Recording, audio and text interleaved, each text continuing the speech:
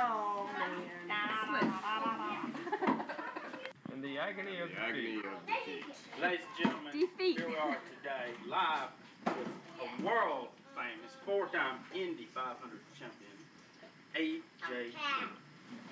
Glad to see you here, AJ. Glad you could be here. We heard you had a terrible crash in practice laps a while back. Can you tell us something about this?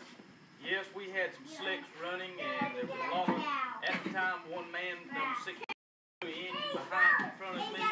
I had a lot of turbulence on the suspension running behind me with slick tires that really are not adequate for this track. AJ, you were very fortunate, I have to say. You're 54 years old.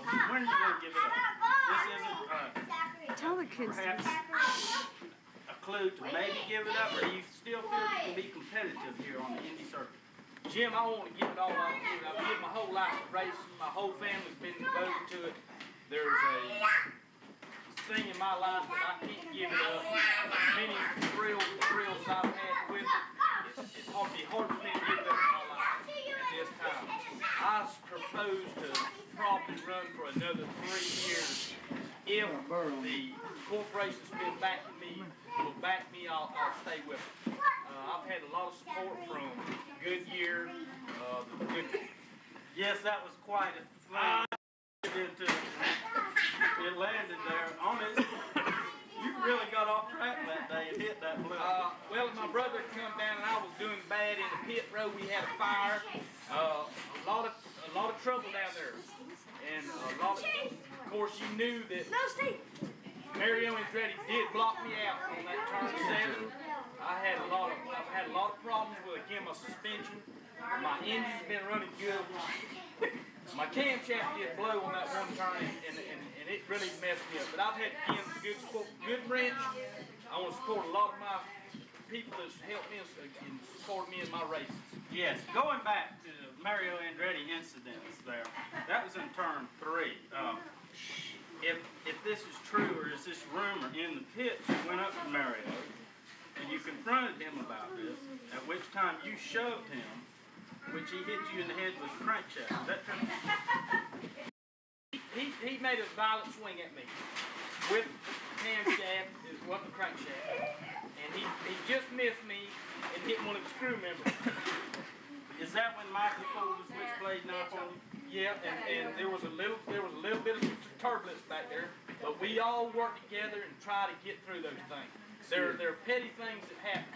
As a matter of fact, talking about petty things that happen, Richard Petty came up into the crew, and there was a problem with the jack handle that didn't function right. And there's those things that are within our work that we have to accomplish. AJ, we hate to cut you short. We thank you for being here today. Good luck with the 91 series. Thank you, Jim. Thank you. Back to you in Central Station. Nimitz, live off the coast of Kuwait. Mr. Bush is here sitting with us tonight. And we hope that he'll address some of the problems and the issues that the United States of America tonight. It's better to be out here than in the house.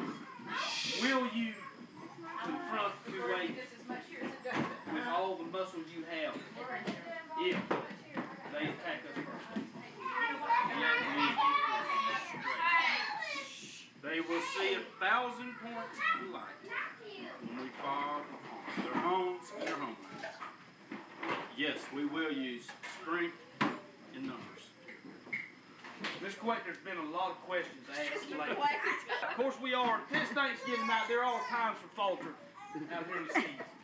I've been a little woozy. And I have got Kuwait on my mind. President Bush, I've lost my train of thought, but... Don't talk about me send the vets home from Vietnam after that. That's a Navy nurse. That's a Navy nurse, President Bush. I'm sorry. I'm sorry for you. She may find herself in a PT boat tomorrow night. President Bush, or as far as the accidents that's happened and the tribulations went with it, what do you think are your views of safety concerns for our young men fighting over here on these seas? Hey, they joined the Army to fight. Tough shit. If they get killed, that's tough. That's their problem. That's their problem here. There has Mrs. Bush. Mrs. Bush. President Bush, is it true? They were gonna have a runoff. You want to tell me about how to get tanked up and come out here? President Bush, what do you think about the new armored ships in the vessels that go over the aircraft? I must say, we are the United States. We have the best technology anywhere. It poses no threat to us, whatever they have. They'll realize we are the superior force. How about Apache? Poisonous gases, chemicals. Excuse me. We have some. Excuse me. Which is not a conference, but we have some important issues addressed to you, President. One was the concern for if there is nuclear attack. What is your plan of effect for resources and recovery of personnel in if there's a fire or something like that? We will not retreat. There will be no retreat by the U.S. Once we engage, we're there to stay. As one of my advisors has told me, just lately, by facts from the United States, they do have mustard gas. We have ketchup gas. And we have some damn hot dogs to go on. Plenty of hot dogs now on Thanksgiving. Thank you.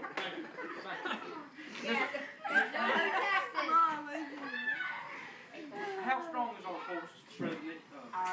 Well, we have almost 250,000 people here now.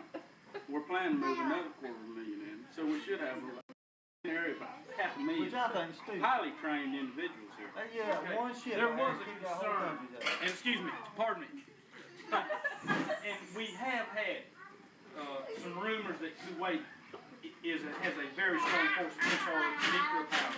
What in the world? In the reference to nuclear submarines. Yes, that's true. There are a few areas that they are stronger than we, but I believe with our technology and our training that even if they have 10 to 1 of us, we can still manipulate their forces.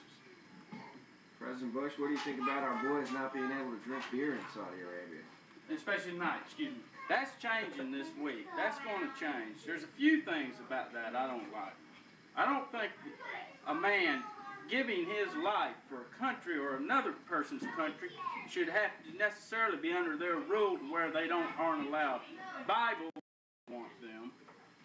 Beer if they would like to drink. That's how I feel about that is going to change. Or flying the American flag. Or flying our flag is that's President President Bush, excuse me, go ahead. is it true that, she left. Never mind. I was going to ask you if that was Pat Nixon sitting to your immediate right, but I see she left. There she is, Pat Nixon. Pat Nixon. Nixon, we noticed you were very quiet and went to the restroom when your husband was speaking, or excuse me, your friend. What do you feel about these issues that are confronting our country on the home front as far as drugs, alcoholism, sadism, craziness, foolish?